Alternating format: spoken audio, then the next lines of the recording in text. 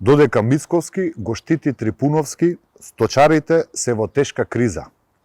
Сточарството буквално се распаја. Откупот е намален и со понижувачка откупна цена од едва и 20 денари за литар млеко.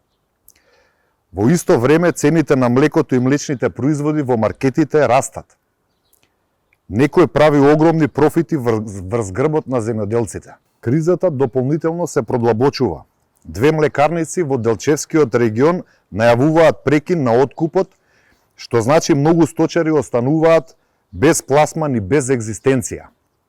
Дополнително доцнат субвенции за добиток и премиите за млеко. Затоа прашуваме, каде се парите за земјоделците? Дали во буџетот веќе ги нема?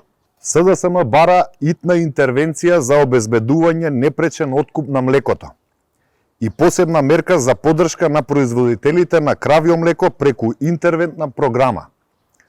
Ова што се случува е недозволиво. Мицковски го уништи земјоделството. Субвенциите се намалени за 40 милиони евра. Откупот е намален за 46%, а земјоделците се оставени без заштита и без перспектива. Хаосот е насекаде.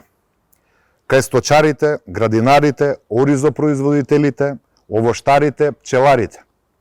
Сите се соочуваат со исти проблеми. Ниски откупни цени, неисплатени субвенции и несигурен пласман. Го прашуваме Мицковски. Зошто нема мерка за млекото, оризот, доматот и пиперката? Зошто доцнат субвенциите?